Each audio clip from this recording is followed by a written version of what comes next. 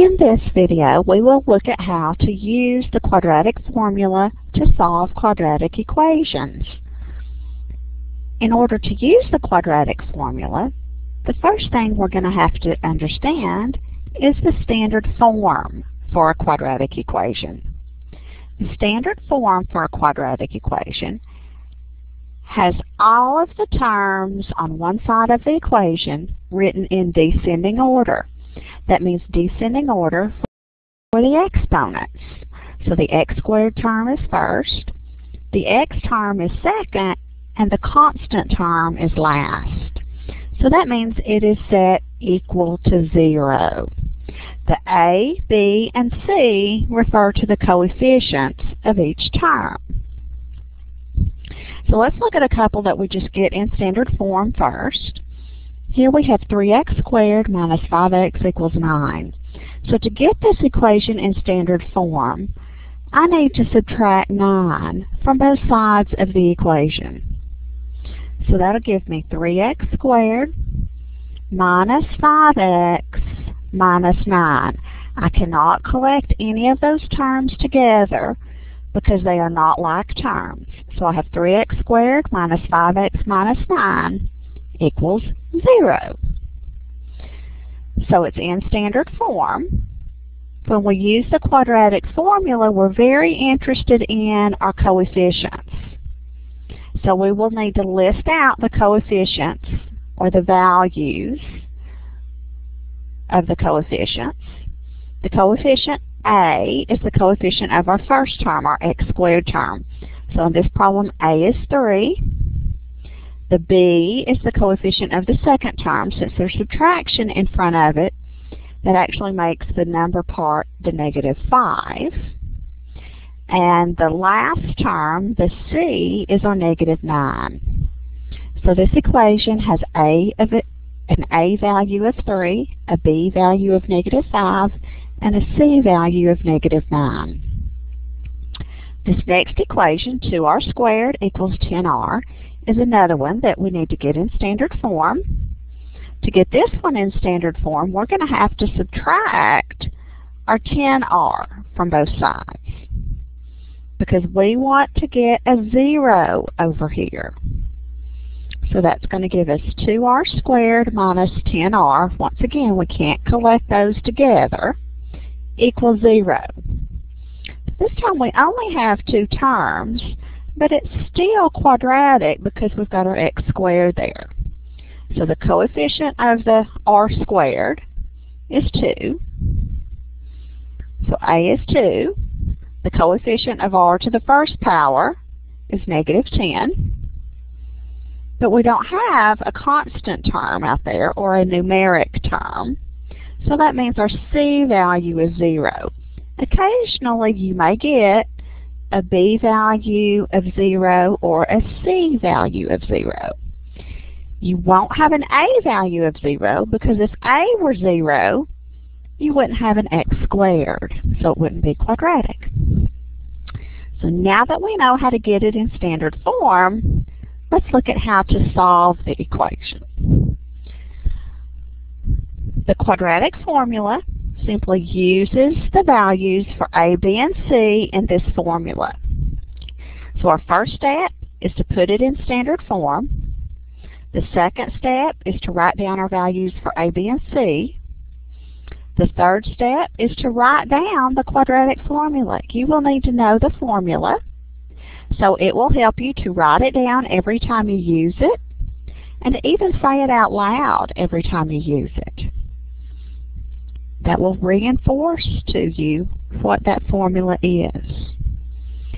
Once we have the formula written down, we plug in our values for a, b, and c, and then we simplify our expression. So let's look at one where we can actually apply all this. Solve using the quadratic formula, y squared equals -3y plus 4. The first step we said is to put it in standard form. Even if we were solving an equation by factoring, we would still want our first step to be putting it in standard form. So I need to move my -3y and I need to move my positive 4. So I'm going to add 3y to both sides, and I'm going to subtract 4 from both sides. Okay, so I'll do it on both sides of my equal sign there. None of these are like terms, so I'll just write it out as y squared plus 3y minus 4 equals 0. So now I can tell my value of A is 1. When there's not a coefficient written there, it's understood to be a 1. My B is 3, and my C is negative 4. So let me write down my formula. This time my variable is y, so it's y equals the opposite of b plus or minus the square root of b squared minus 4ac all over 2a. So b has a value of 3. The formula says to use the opposite of b. So that means I want to use a negative 3 plus or minus the square root of, here I want to use b squared. So again, my b is 3. So I'll do 3 squared minus 4 times 1 times negative 4. All of that is under the radical. Then all of that is over 2a. So the a is 1. So 2 times a really is just going to be 2. 2 times 1 is 2. So now we've got to simplify. We need to do this work under the radical. So let me come over here. 3 squared minus 4 times 1 times negative 4 is going to be 9 plus 16. Negative 4 times negative 4 is plus 16. So 9 plus 16 is 25. So I have y equals a negative 3 plus or minus the square root of 25 over 2. Now, this is interesting because 25 is a perfect square. So I can actually do the square root of 25 there.